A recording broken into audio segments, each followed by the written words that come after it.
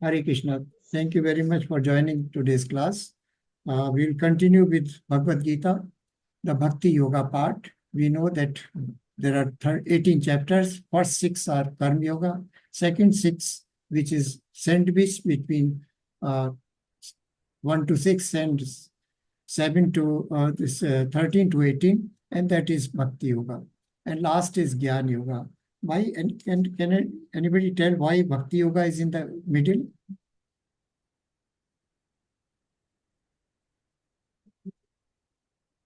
Because it is one of the most precious messages that Bhagavan Krishna, Lord Krishna, is giving to Arjuna. So that is why it has been kept in the middle. And this is the most important part of entire Bhagavad Gita, or gist of it. So, and of all these chapters, what was the name of last chapter that we studied? Chapter number 9. Anyone can unmute and then.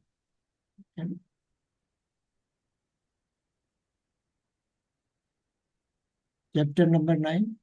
The name of chapter number 9 was the most confidential knowledge. Now, continuing with that confidential knowledge, and in the end of chapter number 9, Lord Krishna gave what was the closing shloka in the chapter number 9, 9.34? Manmana Bhavamata. Manmana bhav mad bhakto madhyaji nam namaskuru mam evashri yukta vaivam atmanam matha parayana. Manmana bhav bhakto. You focus your attention on me, you think of me, you worship me, you pay obeisances to me, and then be completely absorbed in me. Now, Arjuna is confused. How can he, because Krishna is before him in the chariot. But for common men, we have materialized, we cannot visualize Krishna. So Krishna can be seen with spiritual eyes only, which of course Arjuna had. Arjuna is a devotee and friend also, and he is non-envious. These are the qualifications of Arjuna that he is able to. So now connection between chapter number 9 and 10 is, there he says, think of me, absorb my opulences within me and worship me. So the immediate question comes, how to know Krishna, that he is present there? Because we people, we living entities cannot. So for our benefit, Arjuna is asking, where to find you and how to concentrate. And Krishna now is replying in this chapter, chapter number 10, of opulences of the absolute. Now, what are the opulences? Krishna says that there are cosmic manifestations that I have made there. So you, whatever is most magnificent, whatever is most extraordinary, whatever is most beautiful, just see me in those manifestations. So this opulences Krishna is going to describe further. So let us pay obeisances to Sri Sri Radha Govinda. Om Agyan Timirandasya Gyananjan Shalakya Chakshurunmilitam Mena Tasmai Shri Gurve Namah. Om Namo Vishnu Padaya Krishna Peshtaya Bhutale Srimate Bhakti Vedant Swaminiti Namine. Namaste Saraswati Devi Gaurvani Pracharani Nirvishesha Shunyavadi Paschat Deshatarine. Jayo Shri Krishna Chaitanya Prabhu Nityananda Shri Advaita Gadadhar Shri Vasadi Gaur Bhakta Vrinda. Hare Krishna, Krishna Krishna, Hare Hare, Hare Rama, Rama Rama, Hare Hare. Hare Krishna, Krishna Krishna, Hare Hare, Hare Rama, Rama Rama, Hare Hare. Hare Krishna, Krishna Krishna, Hare Hare, Hare Rama, Rama Rama, Hare Hare. So, welcome once again to today's class. We will be talking about this chapter number 10 today, opulences of Lord. Just now, of the absolute. Just now I have told that there is a connection between chapter number 9 and chapter number 10. And there are a lot of disclosures which was very confidential, which Lord has disclosed to Arjuna. And Maya Tatam Idam Sarvam Jagat Avyakti Murtina. That means through unmanifested form, I pervade the entire universe. So now, then also Lord said, Ab Jananti Ma Mudha Manushi Tanum Ashita. whenever I take form of human beings, the Buddha, that is a so bewildered or unintelligent person, consider me to be a human being. But Krishna, we know, is always transcendental, whether he in Goloka Vrindavan or whether he appears in the material universe. He is always transcendental, and he is always, divine. He is not really material in any form. Then in the one of the verses he mentioned about what to offer to Lord Krishna. So Patram Pushpam Phalam Tuam Yoga Bhakti Apriyachati. He told, so there are so many beautiful verses. In fact, in Bhakti Yoga, the chapter number 9 is one of the most beautiful chapter. It is one of the heart. And of course, in Bhakti Yoga, the last chapter, chapter number 12, is also very, very elegant and informative. So we'll start with the chapter number, this opulences of the absolute. This is verse number 1. Can somebody describe what is happening in this picture? Please unmute if somebody knows about it. Anyway, so Lord Krishna is, yes, Mataji. Krishna is lying there, and the foot side there is Arjuna, and the head side there is Duryodhana. Yes, very nice, but that is the thing. So out of pride and, ignorance, and because he was envious of Krishna, Duryodhana both came, but Duryodhana came before and Arjuna came afterwards. In fact, so Krishna was sleeping. So Arjuna was a devotee and friend of Lord Krishna. So he sat down at the foot end of the, but out of pride and self-esteem, Duryodhana sits at the head end. So when Krishna wakes up, he sees the Lord, he has a look of at the Arjuna only. So, but Duryodhana wants that, no, but I first came, so you have to listen to me, or you have to, I'm the first comer, so I must have a first chance to be heard. Krishna says, no, I saw Arjuna first, so that is. Now, Krishna is Supreme Personality of Godhead. Now, in verse number 1, he says, the Supreme Lord said, my dear Arjuna, mighty armed, my dear friend, mighty armed Arjuna, listen again to my supreme word, which I shall impart to you for your benefit, which will give you great joy. Listen again. In chapter number 7, verse number 7.1, Yashuru. Then pay attention to what I'm saying. In entire Bhagavadgita, Lord Krishna has said these words, mentioned these words, or indicated these words to Arjuna a number of times. Listen to me. Now I speak. Now I say. Now listen to me. Now listen attentively. So this is the quality of a devotee, that he must be very quiet listener. He should be a very attentive listener to what Lord is saying. So what Krishna is saying, and hearing we know, Shravanam is one of the most important aspect of devotional service. It is stage number 1, Shravanam Kirtanam. So Shravanam, and Shravanam from whom? Shastra, from sadhus, from pure devotees, and from words of Bhagavad Gita and Srimad Bhagavatam. So Shravanam is very, very important. It is the first stage in the devotional service, because after hearing, we develop some kind of knowledge. And when knowledge when it is convincing, then we believe it, and belief becomes faith. And when there is faith, then there is devotional service. So that is the importance of hearing. So in 10.2, Name Viduh Surah Gana Prabhavam Na Maharshyas Aham Adirhi Devanam Maharshi Nam Cha Sarvasha. Aham Adirhi Devanam. I am the primeval Lord. I am the cause of all causes. Lord says, neither the host of demigods nor the great sages know my origin, for in every respect, I am the source of demigods and sages. Now, Arjuna, why Lord Krishna is telling Arjuna this message? Because Arjuna is a devotee, he is a friend, he is a surrendered soul, and another most important point is that he is non-envious. And so Krishna is addressing Arjuna because he is a devotee and he is a believer. And being envious. That is one of the most important quality to become a devotee. Persons, persons who are envious of Krishna, they deride him. They talk unrespectful words about him. So Krishna is devotees, they always believe him. And we are hearing so many things. In fact, we are hearing so many material things, so many spiritual things. So we know material things like newspaper or whatever, other books or comics or stories or television, they are just they don't give us any pleasure for a long time. Only spiritual matters of our faith, they give us pleasure, long-lasting pleasure and long-lasting bliss rather. So Krishna says, so he's Aham Adir Hi Deva Nam. He is the source of, he is cause of causes. There is no other cause which resulted into Krishna. Before creation, cosmic creations, material and spiritual came, Krishna was already there. So what was Krishna's first incarnation?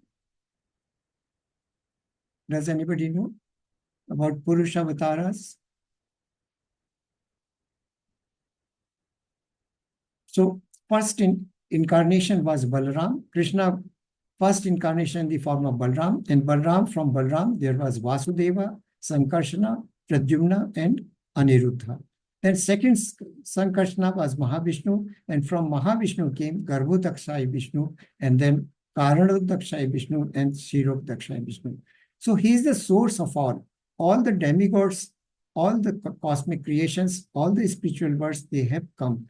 But since, how they can know, because no demigod existed before Krishna. So neither the host of demigods nor the sages know my origin, because he is without origin. He existed even before any creation existed. And he is supreme personality of Godhead. So this is verse number 2. Now in 10.3, he says, he who knows me as the unborn, as the beginningless, as the Supreme Lord of all the worlds, he, undiluted among men, is freed from all sins. So what was the delusion or illusion in the mind of Arjuna? Do we remember from last chapter why Arjuna was deluded and why how this illusion went away? What was the illusion? Let us focus on one thing. Anyone? Anyway, the illusion was that Arjuna, in initial stages before coming to Bhakti Yoga, he was thinking that Krishna is an ordinary person, human being. He's a mortal because he was his close friend. So this illusion went in earlier chapter when the Lord gave the this knowledge of his perfections right from the chapter 6, 7, 8 and 9. Then this illusion was removed. So Krishna is now giving the message to Arjuna because he knows that he is undiluted, he is not. And what is happening in this picture? Can anybody explain? Hare Krishna Mataji Prabhuji. This is the prison of Kans. And this is Devaki Ma. She is in family way. And these are all demigods. They have appeared here in the sky to pray to Lord Krishna because they know that Lord Krishna is coming through the womb of Devaki Ma. And how did Krishna appear? Does anybody know the history? He did not come through normal prasav, or it was not a normal delivery. It was through a pravesh. Does anybody know the story about it? How this happened? Anyway, Lord Krishna, Vasudeva and Devaki, they were pure devotees, staunch devotees of Krishna, and they had prayed. So Krishna, out of mercy, he entered into the mind of Vasudeva. From mind of Vasudeva, he went into the heart of the Vasudeva. From heart of Vasudeva, he went into the heart of Devaki Ma, and from heart, he went to the womb of Devaki Ma. And then he appeared. He did not take birth. He appeared in four-armed forms or Narayan form, Chaturbhuji form. That is, then Ma Devaki prayed that I want that 2-armed forms only. Then he appeared a small baby with 2 arms. This is the story of this picture. Then in verse number, is it clear? Am I audible and clear in telling you? Yes, Prabhuji. Hare Krishna. Then in 10.6, the 7 great sages and before them the 4 other great sages and the Manus, progenitors of mankind, are born out of the mind, and all creatures in the planets descend from them. So we know that Krishna appeared. He did not take birth.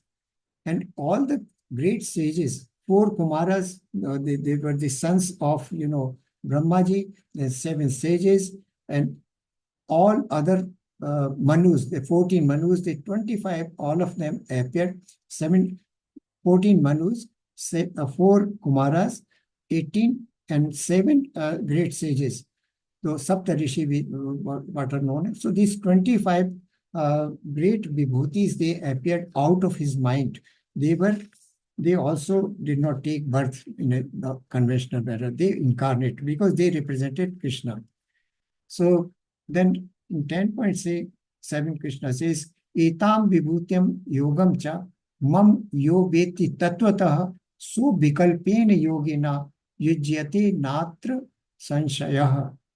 He who knows in truth this glory and power of mind engages in unalloyed devotional service. Of this there is no doubt. Before I explain this verse, what is happening in this picture? Anyone? Anyone can tell? This picture is taken from Srimad Bhagavatam. Lord Balram and Lord Krishna, they are entering into Mathura, city of Mathura, and you see everybody is attentively watching their entrance and praying to them. Some are carrying flowers, garlands to welcome them. And everybody, not only human beings, but all the animals. There are elephants, there are birds sitting on the peacocks, and all men, women, and also children. They are with folded, and sages also you can see on the back. They are all praying to Lord Krishna and welcoming him while he is entering in the city of Mathura. So he who knows in truth this glory and power of mind, the glory of power of mind, that is what he has mentioned about his glories, which he has mentioned in chapter number 7, chapter number 9, and now in chapter number 10 also again he's telling about his glory and powers, mystic powers. Then you will remember in the end of Karma Yoga, chapter number 6, he says out of all the yogas, Bhakti Yoga is the best. So that is how chapter number 7 begins with Bhakti Yoga. So they are coming, entering into the now unalloyed devotional service. What is devotional service? Devotional service, we know that it is bhakti, but unalloyed. Alloys are mixtures of certain metals. That is called an alloy. We mix 2 or 3 types of metals and becomes alloy. And alloy has a different properties from the as compared to the metals. Now we are talking about unalloyed. That means unmixed devotional service. So in Chaitanya Charitamrita, the Madhya Lila, it has been mentioned that what is this unalloyed devotional service has been defined. Anya avilashita shunyam jnana karmadi anavratam anukuleneu krishnau shilanam bhaktir uttamam. The highest or the purest form of devotional service is there when there is no other desire for any other thing. There is no other material desire. Anya avilashita shunyam. That means there is no other material desire. Gyan karmadi anavratam. That means it is not mixed with gyan or karma. We will remember that in earlier we had discussed. Lord had discussed about the karma yoga. He had talked about Jnana Yoga. Jnana Yoga he is going to discuss from chapter number 13 to 18. So Karma Yoga, different karmas. But what were the three types of karma? Anyone?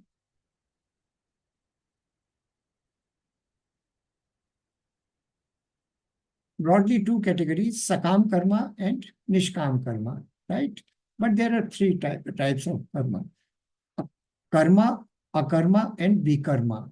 So karma are our prescribed duties as per the varnashrama. And vikarma is whatever is prescribed again in the Vedic scriptures. Somebody acts against those principles, then it is vikarma. And what is akarma? Akarma is nishkam karma.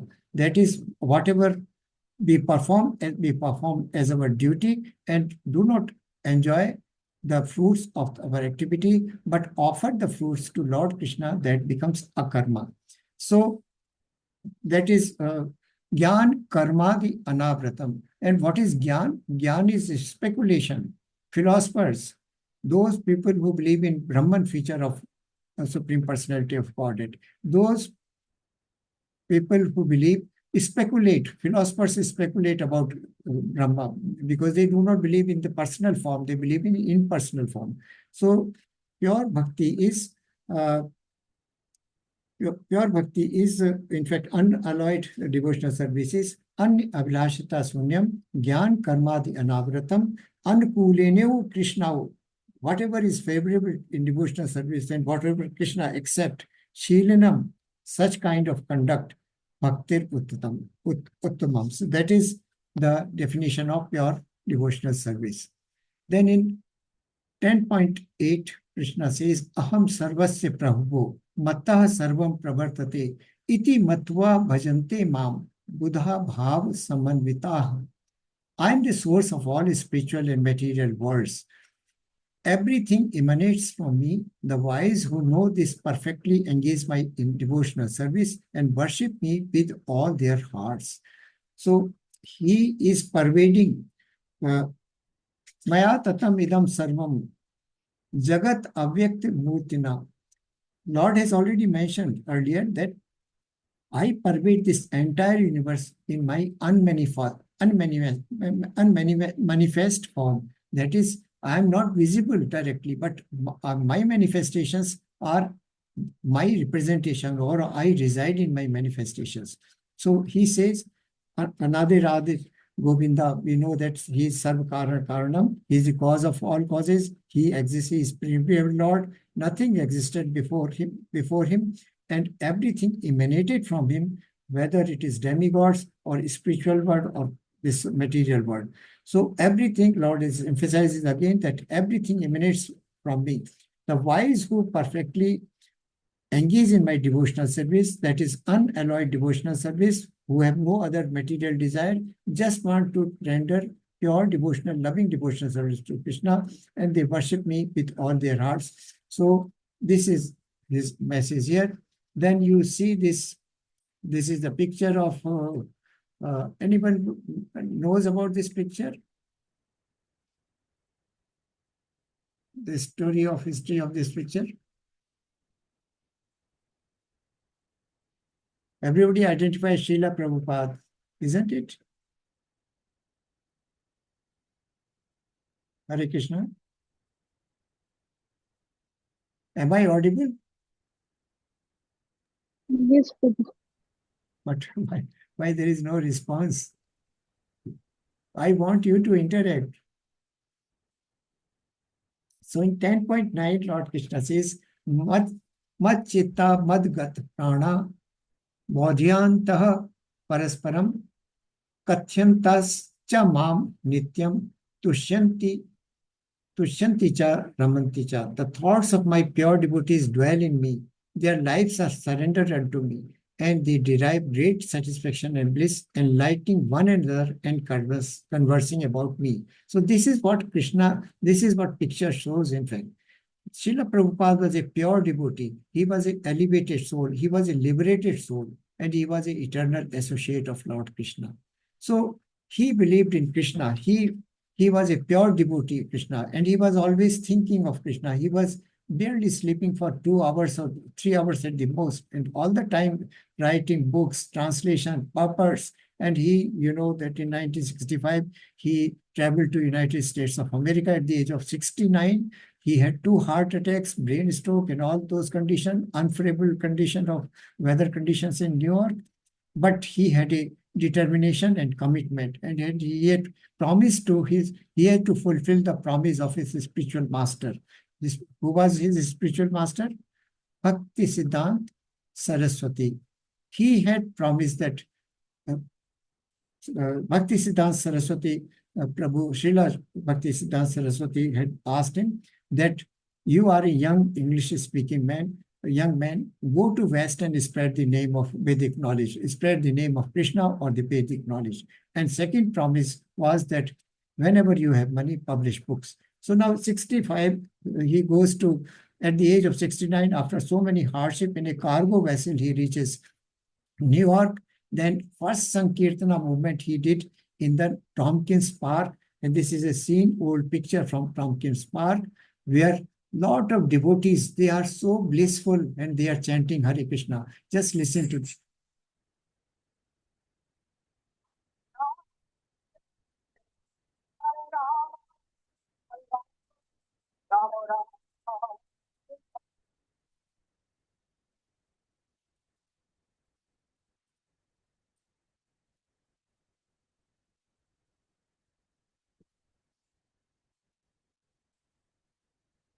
Hare Krishna, Krishna Krishna, Hare Hare, Hare Rama, Rama Rama, Hare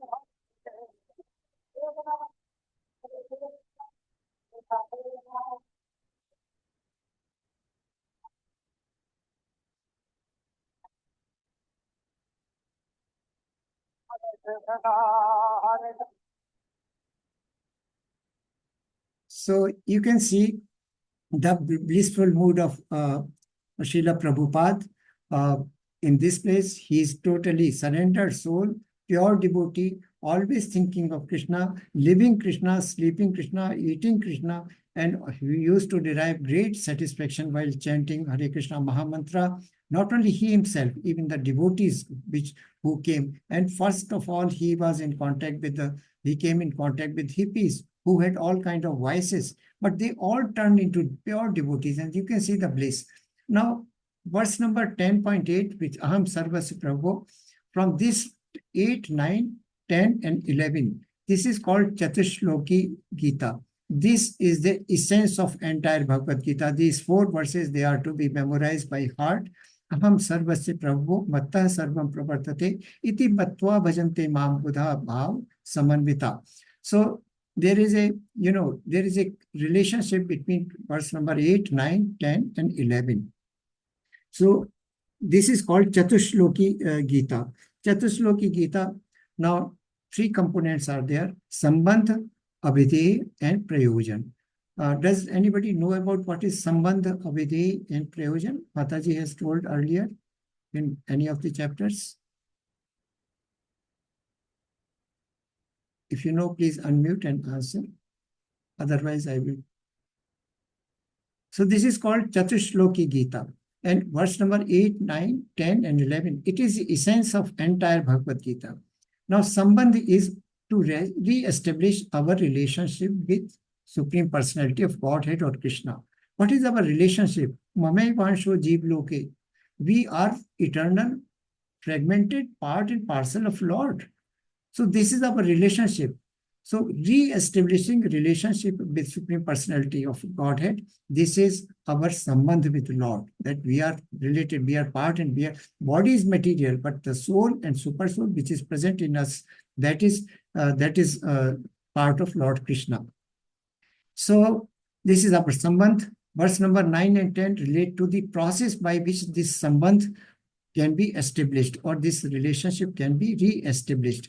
And what processes? There are certain activities that is to be done, and those activities are basically devotional service. So in verse number, we go to next verse. This is about the prayojana. Mat chitta madgat prana bodhyantah parasparam kathyantas cha mam nityam tushyanti cha ramanti cha. So this is what is the Abhideya, that is the process, that always think of him.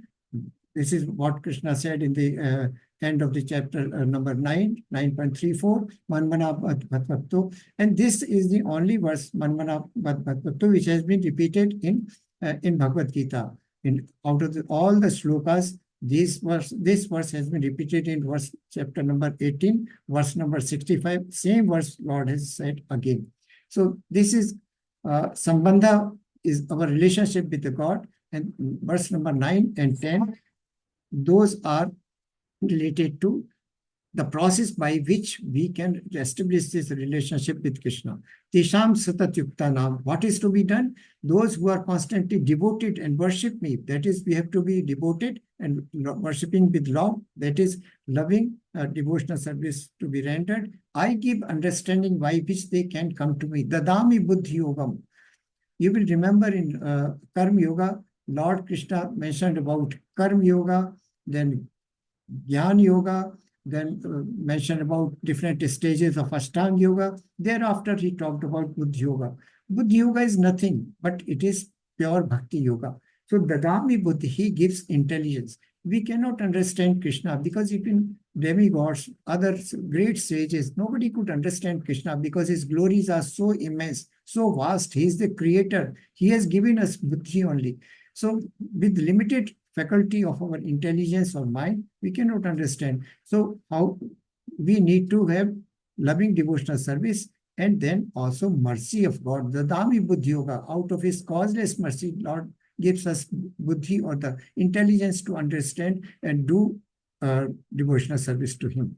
So by doing this, by mercy of God and by constant unalloyed devotional service, one can reach Krishna. So verse number 11, Tesham evam ankampartham aham ajnanajam tamah nashyami atma bhava bhavasto jnana deepena bhavasta. So out of compassion for them, I, dwelling in their hearts, destroy with the shining lamp of knowledge the darkness born of ignorance. We are ignorant. We do not know. Our basic nature is mode of passion and mode of ignorance. So when one surrenders to Lord, performs pure devotional service, unalloyed devotional service, mercy of Krishna falls upon him. He gives Buddhi Yoga, or he gives the knowledge to understand or establishes one in devotional service. So, and that ignorance, the darkness of ignorance is removed by virtue of that Buddhi Yoga in the heart of a devotee. You can see what is happening in this last picture on the bottom. Does anybody know this picture? Hare Krishna. Does anybody know about this picture at the bottom? Sukadeva Goswami telling Bhagavatam to Parikshit Maharaj. Yes, Mataji. This is Sukadeva Goswami Maharaj. He is narrating Bhagavatam to Parikshit Maharaj, right? And what is happening in this picture on right top?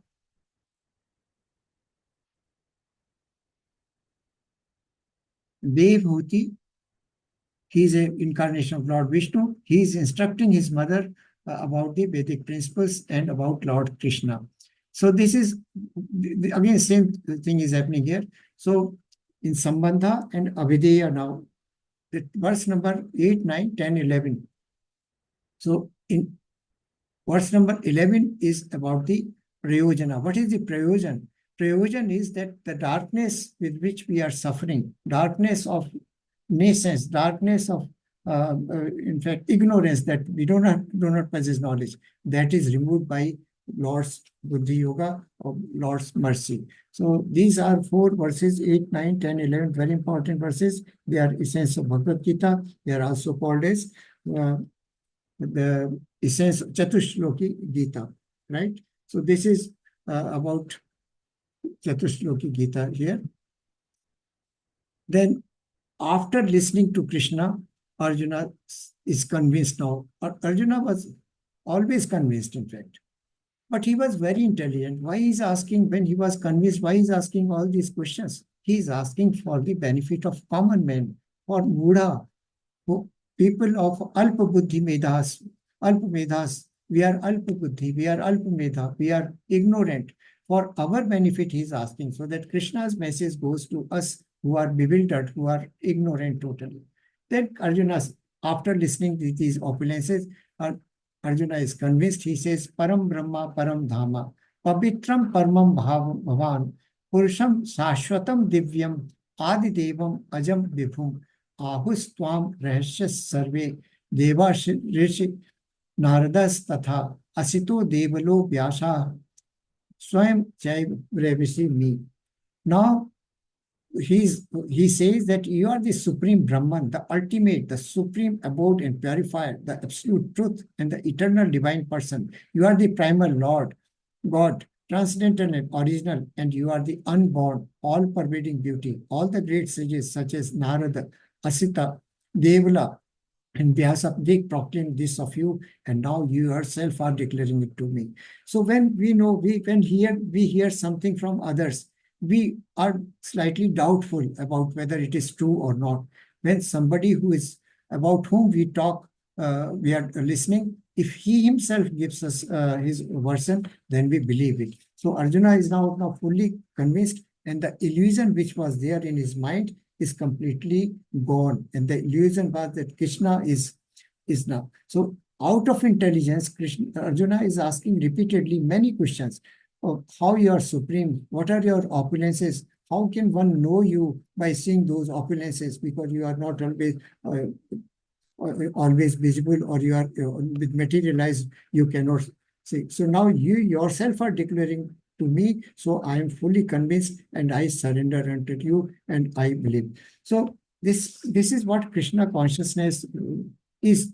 Krishna consciousness is based on evidence. It is not on hearsay. It is based on the evidence of Srimad Bhagavatam, Srimad Bhagavadgita, because those are spoken by Lord Krishna himself. Srimad Bhagavatam is compiled by Vyasadeva, but in the heart of Vyasadeva, this knowledge, Vedic knowledge, was given by none other Lord Krishna. And in Bhagavad Gita, Krishna is directly speaking to Arjuna. He is giving this transcendental knowledge to Arjuna. So Arjuna says that you now yourself are declaring it to me, so I am fully convinced and I trust what or believe what you are saying. Then 14, he says, Sarvam etat ritam manye yad yan mam vadasi keshava nahi te bhagwan vyaktim vidur deva na danava. O Krishna, I totally accept as truth all that you have told me. Neither the gods nor demons, oh Lord, know thy personality. Of course, because we know that gods, all demigods and all the demons, they were born out of Krishna only.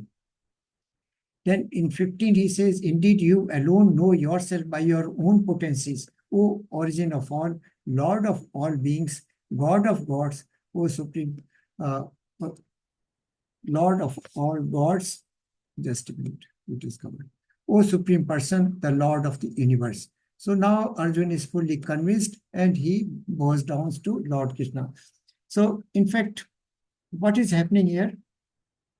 But earlier he was just only listening from others, or whatever he had learned from others. So now, but now Lord Krishna himself is telling. Now let us talk about how we are listening. We are listening through disciplic succession. We all of us know that we belong to which sampradaya? Does anybody know which sampradaya we are talking about?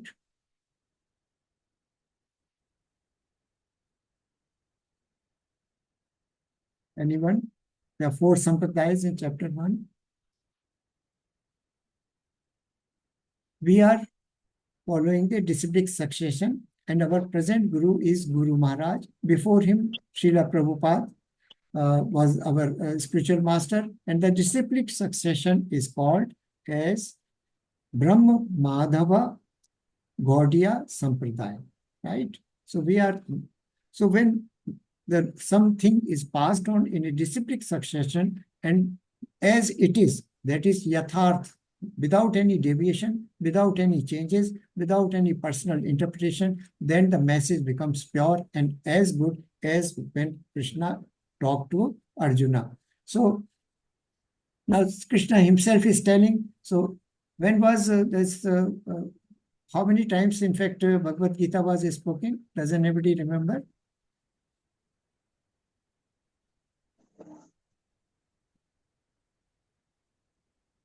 Please unmute and answer. No one way talking only. Prabhuji, Mataji. Arjuna is listening. Yes, Mataji. Yeah, I could not hear you, Mataji. Please, could you say again? First time, Lord Krishna gave this knowledge to sun god, Vivashwan. From Vivashwan, it went to Manu.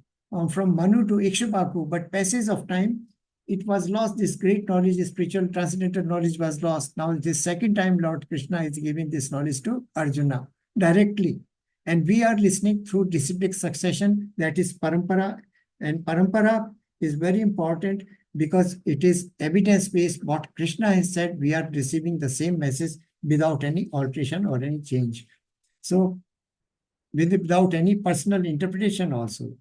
So in 10.17, how should I meditate on you? Now, after listening all opulences, Krishna says, Arjuna says, how should I meditate on you? In what various forms are you to be contemplated, O blessed Lord? This is the, in fact, turning point in this chapter. Now, after listening so many things that I pervade everywhere, all cosmic creations have been made by me, spiritual words have been made by me, I pervade everything, though I may not be present in a manifest form there. So Arjuna asks, in what various forms are you? So that a mundane person, when he sees those opulences, how he should be able to see Krishna in those things? This is the question here. So in 18, he says, tell me again in detail, O Janardana Krishna, O of your mighty potencies and glories, for I never tire of hearing your ambrosial words. I never tire of hearing.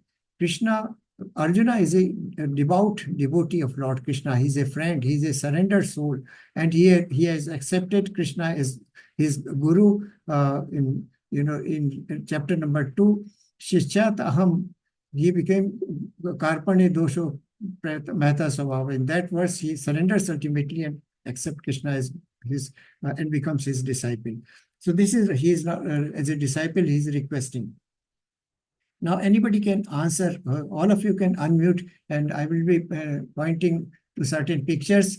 Now, question was how the Krishna can be seen in his manifestations, or in his opulences can be visualized in other things. So I told you in the beginning that whatever is the best, whatever is most beautiful, whatever is the most magnificent represents Krishna. The water, taste of water, the smell of flower is Krishna.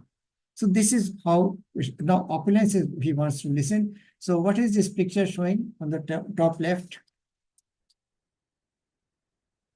Anyone? Please unmute and answer. Who is this demigod?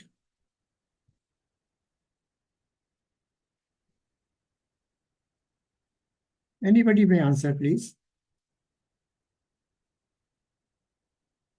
Lord Indra. What is this mountain here? This small mountain-like structure seen?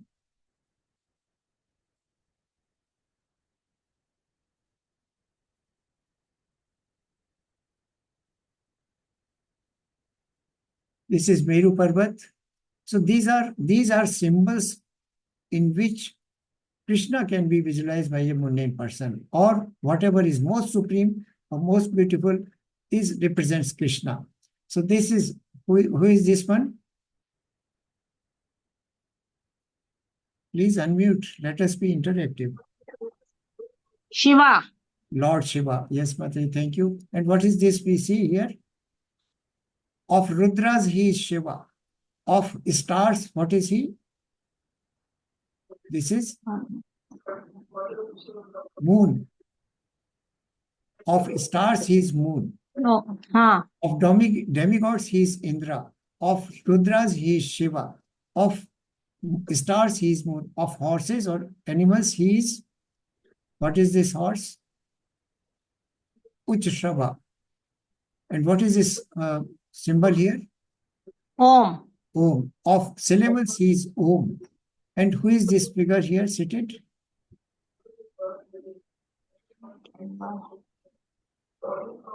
Lord, Mahavir or somebody? Lord Buddha, Mataji. He is Lord Buddha. Buddha. You know, the ninth incarnation of Lord Krishna, Vishnu is Lord Buddha. Who is this here? With a bow in their hand, in his hand? Lord Ram. Lord Rama, yes. And what are these flowers representing? They are part of the season. Spring season, of the seasons. And what is this cow? Okay. What is this cow? Ashwamedh. No, Mataji, cow. Okay. That cow who goes on giving unlimited Yes. What is that? food. I forget the name. Surabhi. Unlimited. See, that is cow is Surabhi. That is I Golok forget. of Vrindavan. And who is this sage here, Muni? Nardar. Narada Muni. Very nice. And who is here, seated here? Let's see. Vyasadeva. Okay. And who is this three-headed demigod? Brahma. Okay, yeah. Yeah. Then behind Narada on right hand side, you can visualize who is this figure. He is Arjuna. Of Pandavas, Krishna says, I am Arjuna. And who is here? This sage.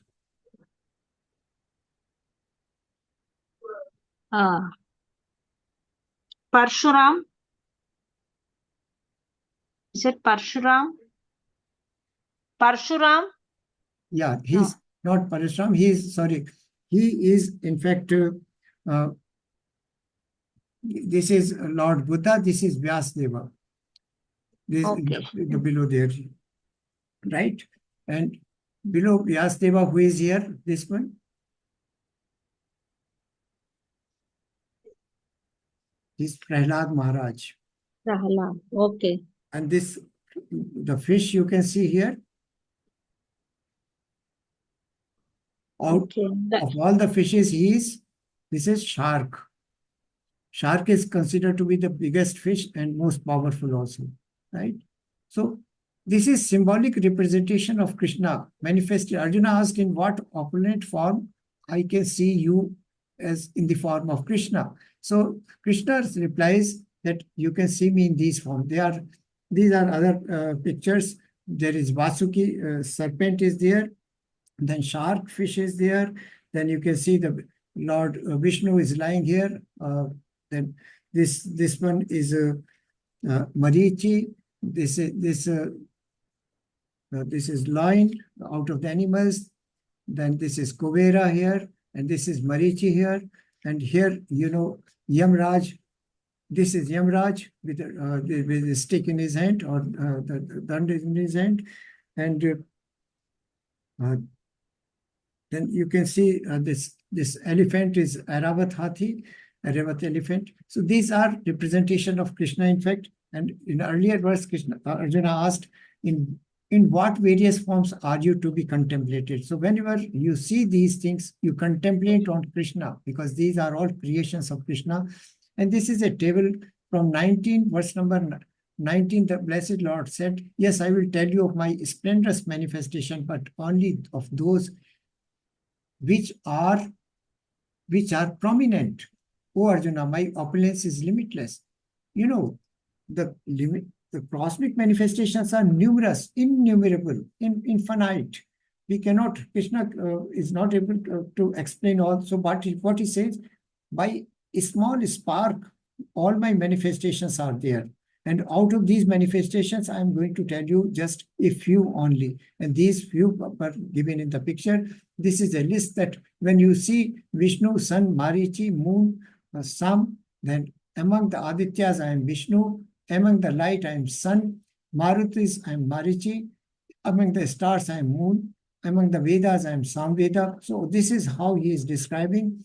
Bodies of water, I am ocean. Of sages, I am Bhragu. On vibrations, I am Oma. And chanting of holy name, japa, is sacrifices, that is yajna we perform. So this is how Krishna has given here. His 82 opulences are described here of the sages of the demigods, Narada, Chitraratha, there's the singers of demigod, and Kapil Muni, that is Siddh, or most elevated soul of the horses, Vishashava. So these are all different, of the Anant Shesha, Anant of the snakes, Anant of the serpents, I am the Vasuki. So these are different manifestation by which you can see me or you can visualize me.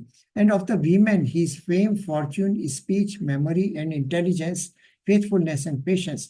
And Radharani was the perfect representation of Krishna because she had fame, she had fortune, she had wonderful speech, memory, intelligence, faithfulness, and patience. So the perfected woman who represents Krishna is Radharani herself. The creator of the creators, he is Brahma. So all these opulences are described as or all in which forms the Lord Krishna can be understood and can be seen. So we move on, 10.39. Furthermore, Arjuna, I am the generating seed of all existences. There is no being moving or unmoving that can exist without me. Not only existence, he has created everything. Aham bij pradaha prata. Krishna says that in 14.4 verse, he says that aham bij pradaha prata. In 10.39, he says that yachadi sarva bhutanam bijam tad aham Arjuna. Now, how does a living entity come into existence? When the soul departs, the soul has got certain desires which are unfulfilled. And the intense propensity at the time of leaving this physical body, person has got certain desires and certain propensities. And also 3 modes of material nature. So this subtle body leaves the body along with the soul, and this subtle body goes with the soul. And Lord Krishna has a glance over it. Now, based on the 3 modes of material nature, based on the intense propensity at the time of leaving body, based on the unfulfilled desire, Krishna looks at the soul and immediately it is impregnated by the material nature and a body is given to the living entity. So it may be body of a dog or a hog or a man or even a bird or a fish. So based on this is how, so aham bij pradaha prita, that is how living entities are formed, because he impregnates the material nature and the bodily form is created. In 10.4, Jesus Krishna says, O mighty conqueror of enemies, there is no end to my divine manifestation. He told only by a spark of my potencies or energy, these many manifestations have happened. So just imagine the whole person, how powerful he must have been, or he is already rather. So what he has explained is just a very few of his opulences. O mighty conqueror of enemies, there is no end to my divine manifestation. What I have spoken to is but a mere indication of my infinite opulences. So this is how Krishna is powerful, omnipotent, omnipresent, and most opulent Krishna is. Now in 10.41 he says, Yad yad vibhutatmat sattvam shrimad urjitam evacha tad evankach tum mam tejo mam amsa sambhavam. Know that my all beautiful, glorious, and mighty creations spring from but a spark of my splendor. I am so splendorous that just a small, a very, very tiny spark has resulted into this creation.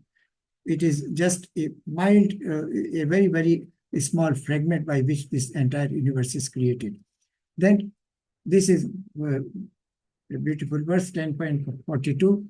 Athva bahu netinena kim gyatena tavarjuna to arjuna vistabhya aham idam trastanam ekam sena sthito jagat. Now Krishna says that what is the need for knowing all this information, Krishna Arjuna? By my very small single fragment of myself, I pervade and support and maintain this entire universe. And you know that Krishna is present, avyakta murta now, unmanifested form and manifested form. Both forms, Krishna is pervading entire universe because he is the creator, he is the Adi Purush, he is the Karan, Sarv Karan Karanam, he is the cause of all causes. Everything is emanated from him. And he is the source. He is the divine son of Devaki and Vasudeva. And he is conscious directly and indirectly of all things that are happening in this material universe or spiritual universe. Like this, I will give you an analogy here. Like, the chief engineer of a project, he knows directly or indirectly whatever is happening in the project. So he's not physically visiting those places. And this analogy is given in Srimad Bhagavatam, Canto 1, verse number 1. So Krishna is like chief engineer, chief architect. He knows everything what is going on in every nook and corner of these universes, these numerous universes, and which have been created by a mere spark of his total potency. That is. So now Krishna asked Arjuna, what need is there, Arjuna, for all this detailed knowledge? Why you want to know so many things about my opulences? With a single fragment of myself, I pervade and support this entire universe. So this was the last verse of this chapter, verse number 10. We have seen the gross subsections. Krishna is unknowable and source of all. He is Adi Purush, he is the progenitor, he is the cause of all causes. Everything spiritual or material has emanated from him, and nobody knows because nobody existed when he created all these things. Everybody is his creation. He is the creator, and the created cannot know the source at all. So this is explained in verse number 1 to 7. Name Vidu Suravira. The Vidu means nobody knows me, neither the Surgana means demigods or the sages. Then pure bhakti, I told you, Ashita Shunyam, Gyan Karmadi Anavratam, Anukuleneo Krishnao, Shilanam Bhaktir Uttamam. That is the highest form of devotional service of bhakti, and that is pure bhakti. And this is Chatushloki Gita, 10.8 to 10.11, Mat Chitta Mad Gata Prana. Then in next section, Arjuna accepts Krishna's supreme vision, Param Brahma. That is Krishna. Arjuna accepts that yes, you are the supreme of your position is supreme, and you are supreme creator, and you are pervading everything. You have created everything, and you know everything also. Sarvam etam itat Pritam Manye, that is 12 to 18. And Lord Krishna describes his vibhutis, that is 19.38 he has described. And afterwards he asks, Divya hi Atma Vibhutaya. He says that there is no necessity to know all these things about me because I am pervading everywhere, because everything is my creation. Everything has emanated from me. And I have created this material universe, which looks real to the material people, but it is not real. This world is not real, basically. It is a creation. It is a reflection of the spiritual world. Everything is inverted here. So Krishna says, there is no need to know about all my vibhutis. Just surrender. That is what Krishna said in 9.34, that just think of me, just get absorbed in me, just serve me, just worship me, just always do devotional service of me. So then you will definitely attain my nature. So this is the end of this chapter. It is a small chapter, but very, very important chapter. As I told you, of entire Bhagavad-gita, Bhakti Yoga is the essence of the Bhakti Yoga. Chapter number 9 is the most beautiful chapter, and chapter number 10 has the most beautiful 4 verses that is called essence of Bhagavad-gita, that is Chatushloki Bhagavad-gita. So 10.8 to 11, these verses have to memorize, or some of the verses are also important here. So we have seen. Any questions or any doubts or suggestions or corrections, please come forward. You are welcome. Prabhuji and Mataji.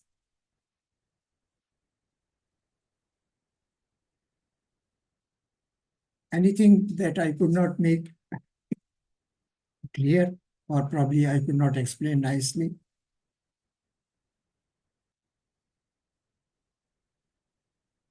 Mataji, could I make some sense by narrating those instances, explaining the pictures and explaining the purpose? Anyone may answer. Thank you so much, Prabhuji, for the amazing session. We definitely loved the class that you gave. Thank you so much. Anything you would like to ask or anything you'd like to add? Because you are welcome. I think the admin has posted attendance link in the chat box. Please, all of you, sign your attendance. And I shall be conducting chapter number 11, the universal form, then the chapter number 12, the Bhakti Yoga also. So please be punctual, because those chapters are slightly bigger and might take a little more time. So I request that please join in time and be there. There being no other question, can we stop this session now or close the session? Okay. Sure. Hare Krishna. वाञ्छाकल्पतरुभ्यश्च कृपा सिन्धुभा एव च पतितानां पावनेभ्यो वैष्णवेभ्यो नमो नमः। अनंतकोटि वैष्णव वृंद की जय। श्रीला प्रभुपाद की जय। श्रीमद् भागवतम की जय। श्रीमद् भगवद गीता की जय। सभी भक्त वृंदों की जय। Thank you very much for joining, Prabhuji's and Mataji. Dandvat Pranam and Hare Krishna to all of you. Hare Krishna.